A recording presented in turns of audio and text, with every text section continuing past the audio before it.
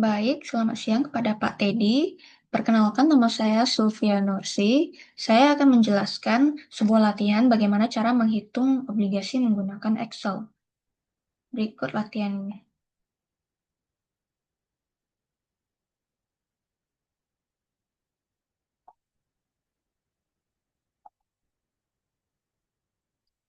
Berikut adalah kasus manajemen keuangan bisnis by Pak Teddy Chandra.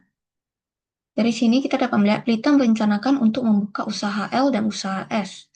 Investasi yang dibutuhkan masing-masing sebesar 1 juta, di mana 200 juta dibutuhkan untuk modal kerja dan 800 juta dibutuhkan untuk investasi.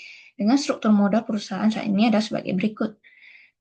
Hutang 25%, saham preferred 5%, saham biasa 60%. Sedangkan data-data lainnya sebagai berikut. Suku bunga yang dianggap bebas risiko itu adalah 6%. Return yang diharapkan di pasar itu 10%. Pajak perusahaan 30%, resiko pasar perusahaan itu 1,2, yaitu resiko yang akan kena semua perusahaan maupun besar atau kecil. Nah, dari data-data berikut, kita akan menghitung menggunakan Excel.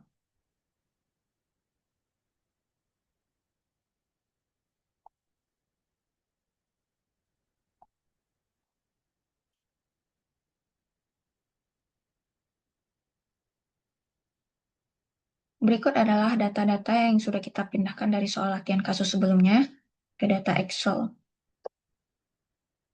Kita akan mencoba menghitung struktur modal, yaitu WACC, Weighted Average Cost of Capital. Jadi struktur modal tuh ada hutang, saham preferen, modal sendiri, dan saham baru. Dari modal, cara mendapatkan modal itu adalah yaitu dari modal, yaitu ada hutang, dan hutangnya itu 250 juta dari data yang sudah terpaparkan sebelumnya. Kalau saham preferennya itu 150 juta, yaitu 100 ribu kali 1.500 lembar, maka dapat 150 juta.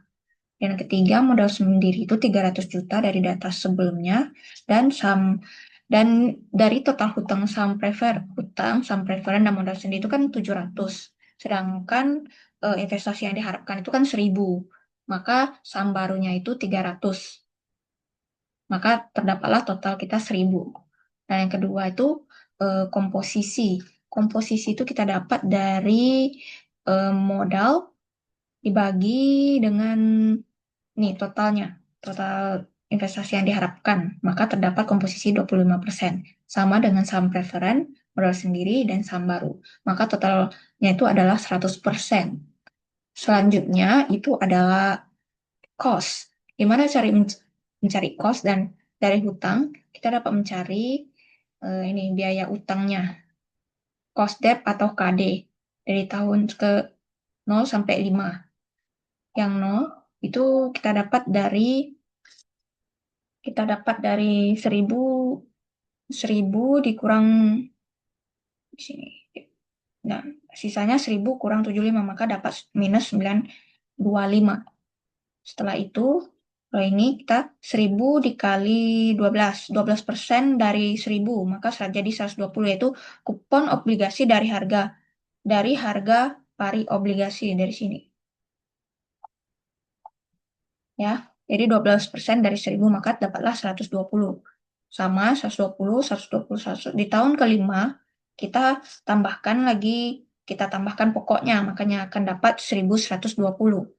Setelah itu,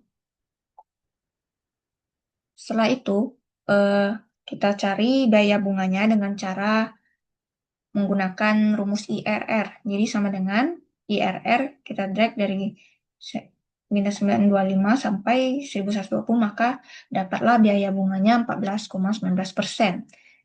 Cara mencari cost of debt-nya atau KD, kita menggunakan rumus interest, buka kurung, 1 dikurang tax, tutup kurung. Maka kita dapat dari ini 14,19% dikali 1 dikurang 30% dari tax-nya.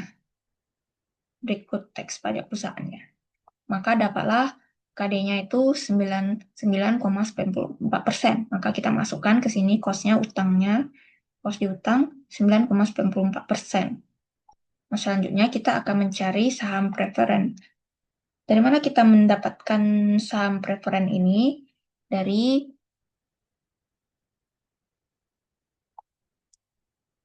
Nah, kita dapat lihat dari dividen saham preferen 125 dibagi dengan harga saham dibagi buka kurung harga saham preference dikali tutup kurung 1 dikurang biaya emisi saham preference tutup kurung. Maka dapatlah 8,50%.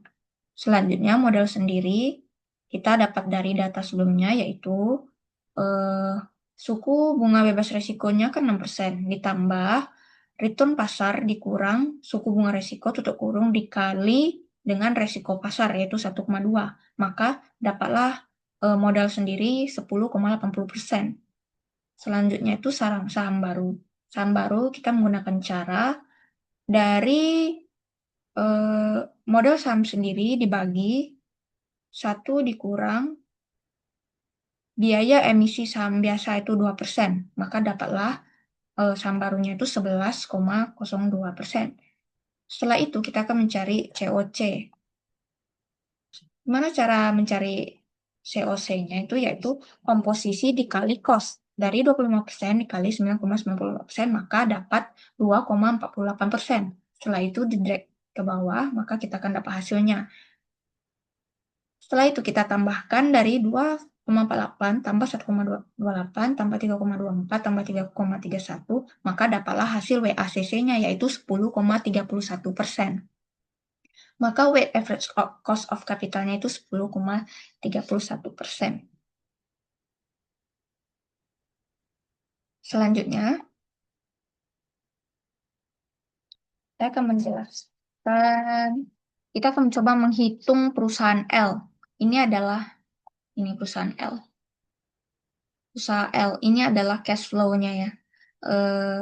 Kondisi di sini terdapat kondisi pesimis, moderat, dan optimis dari tahun 0 sampai 5. 1 sampai 5. Nah, dari sini kita dapat lihat cara mendapatkan rata-rata di tahun 0 itu B itu adalah 150 dikali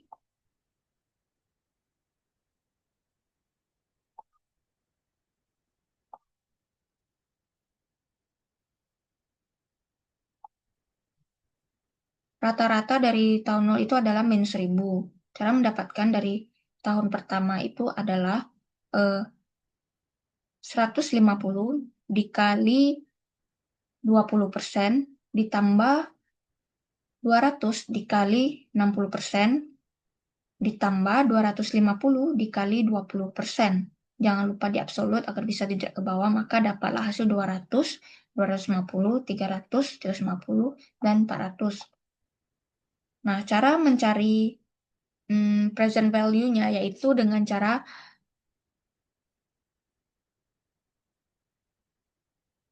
minus 1000 dibagi 1 ditambah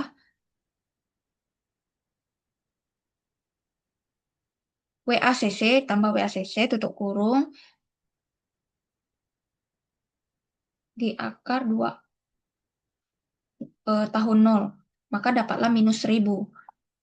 Jangan lupa di absolut di WACC-nya agar dapat di drag ke bawah, maka dapat hasil 181,31, 205,47, 223,53, 236,42, 244,95.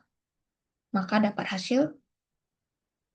Maka selanjutnya kita akan mencari payback-nya dulu. Gimana cara mencari payback-nya? Kita akan menggunakan minus sama dengan min 1000 kurang kurang 200. Maka dapat hasilnya 800.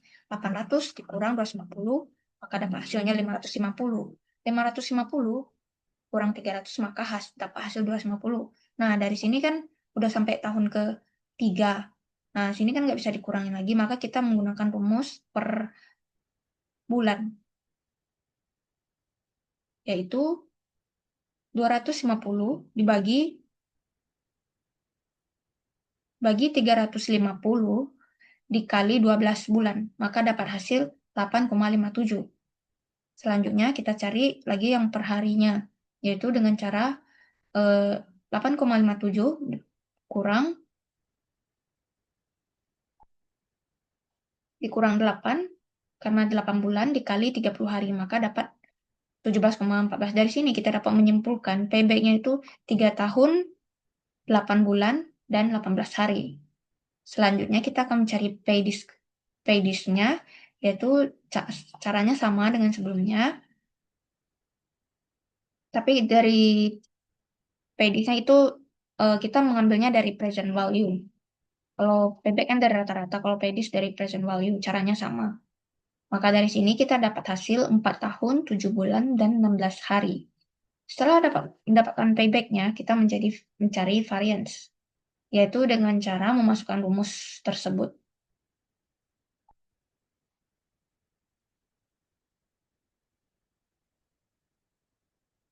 150 dikurang 200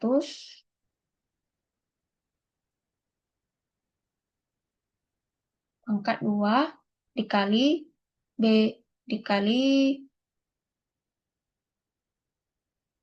20% ditambah dengan sama B20% ditambah 60% dikurang 200. Maka kita akan dapat variansnya itu 1000 dengan memasukkan rumus tersebut, dan jangan lupa diabsolut agar dapat di drag ke bawah. Setelah itu, kita akan mencari standar NVP, yaitu dengan cara variance dibagi dengan 1 tambah WACC tutup di akar dipangkatkan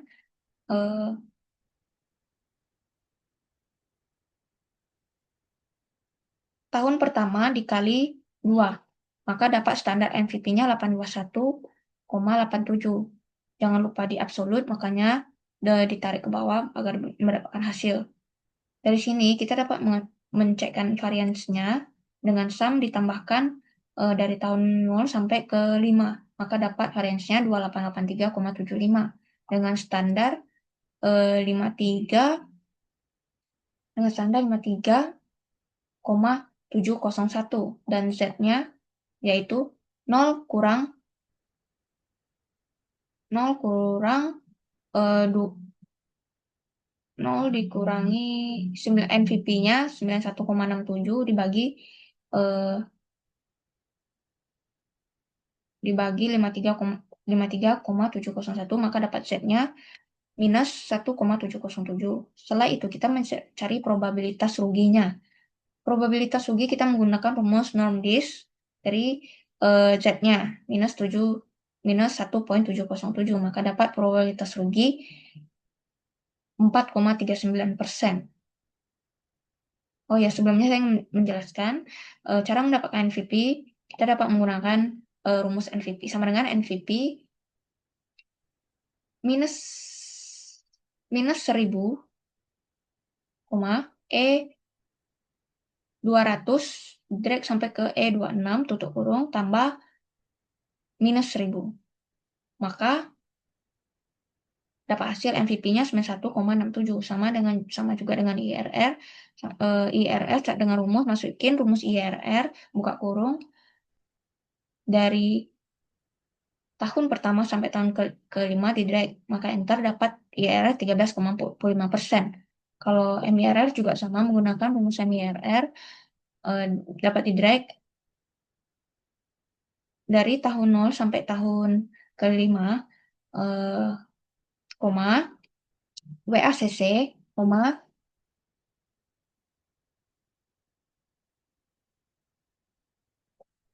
reinvest 10%. Maka tutup kurung, enter, dapat MIR-nya 12,14%. Berikut adalah penjelasan untuk usaha L. Sama juga dengan usaha S. Cara menghitung usaha S. Cari rata-rata, present value, payback, pay discount, variance, standar, NVP. Paybacknya dapat kita lihat di sini, kita analisis datanya. Dapat kita lihat nih, paybacknya 2 tahun 7 bulan 28 hari. Pay diskonnya itu 3 tahun 7 bulan 1 hari. Dengan probabilitas rugi 8,47%, NVP, IRR, dan MIR. Berikut data usaha S. Nah, dari sini kita dapat eh, mencoba menghitung perusahaan. Kita dapat coba untuk mencari crossover-nya usaha L dan usaha S. Dari tahun 0 sampai 5. Usaha L kita ambil rata-rata dari usaha L dan usaha S. Setelah itu kita mencari selisih yaitu B yaitu min 1000 kurang usaha L kurang usaha S, maka dapat selisihnya 0. Sampai ke bawah minus 300, min 85, 50, 135, 275. Maka dapat crossover-nya 5,61 yaitu batasannya. Nah, dari sini kita dapat membuat sebuah grafik.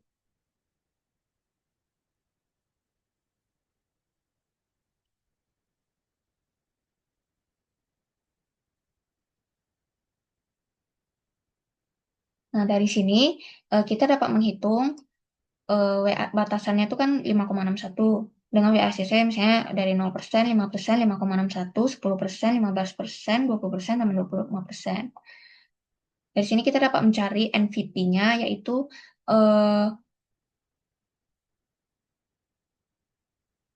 WACC 0% itu di usaha L NVP-nya jika WACC-nya 0%, maka kita ambil dari tahun 0, terus dibagi dengan 400 tutup kurung ditambah ini ditambah dengan yang usaha L yang dari tahun 0 min 1000. Maka dapat MVP dari usaha L itu 500. Jangan lupa di absolut agar dapat tidak ke bawah. Sama juga dengan usaha S, caranya di drag ke bawah, maka akan dapat hasil MVP tersebut. Nah, dari sini kita dapat membuat sebuah grafik, masukkan grafik, masukin grafik, maka muncullah grafik seperti ini dengan crossover-nya 5,61. Dari data-data yang kita dapatkan dari atas, maka kita dapat membuat sebuah rekapitulasi seperti payback period, payback discount, NVP, IRR, MIR, dan probabilitas rugi atau resiko dari usaha L dan usaha S. Dapat kita lihat payback periodnya, usaha L 3 tahun 8 bulan 18 hari, usaha S 2 tahun 7 bulan 28 hari. Payback discount itu 4 tahun 7 bulan 16 hari untuk usaha L, usaha S 3 tahun 7 bulan 1 hari. Kalau untuk MVP-nya 91,67, usaha S 136,66, IRR 13,45%, untuk usaha L, usaha S 17%. MIR 12,14%, untuk usaha L, usaha S 12,99%. Dan resikonya itu ada 4,39% untuk usaha L dan usaha S 8,47%. Setelah didapatkan eh, setelah didapatkan data yang sudah kita cari tadi, maka semakin cepat payback periodnya, maka semakin bagus. Maka dari sini kan kita dapat lihat usaha S lebih cepat, maka usaha S lebih bagus. Sama juga dengan payback diskon, semakin cepat, maka akan semakin bagus. Dari data yang kita dapatkan, usaha S 3 tahun 7 bulan 1 hari itu lebih cepat, jadi maka dari itu usaha S lebih bagus. NVP besar keuntungannya, itu S lebih besar, makanya S lebih bagus. Sama dengan IRR dan MIR, besar keuntungannya lebih tinggi usaha S, maka S lebih bagus. Tapi setelah kita lihat probabilitas resikonya, probabilitas ruginya itu usaha L lebih kecil dibandingkan usaha S. Maka kalau untuk probabilitas resikonya lebih bagus usaha L karena dia lebih kecil. Jadi secara umum dari data tersebut dapat kita lihat usaha S lebih bagus daripada usaha L. Kembali ke crossover tadi, dapat kita ketahui crossover yang kita cari tadi itu kan 5,61, maka inilah batasannya. Dari sini kita dapat lihat usaha usaha L memiliki NVP lebih tinggi bila WACC-nya itu di atas di bawah 5,61, maka usaha L lebih tinggi. Dapat kita perhatikan. Oke. Kalau untuk usaha S, bila WACC-nya di atas 5,61, maka akan lebih bagus untuk memilih usaha S. Karena dapat kita lihat dari hasil data MVP yang kita cari tadi, yaitu usaha S lebih tinggi kalau bila WACC-nya di atas 5,61. Nah, sebelumnya WACC yang kita cari itu tadi kan 10,31%. Maka dari itu, usaha S lebih bagus daripada usaha L. Walaupun eh, probabilitas ruginya lebih tinggi, tapi secara umum usaha S lebih bagus. Dari data tersebut kita dapat mempertimbangkan eh, resiko ruginya dan juga ada dengan ada batasan crossovernya kita dapat mempertimbangkan lebih bagus usaha L atau usaha S. Sekian penjelasan dari saya mengenai materi ini. Saya ucapkan terima kasih. Bila ada salah kata, mohon maaf. Terima kasih untuk Pak Teddy.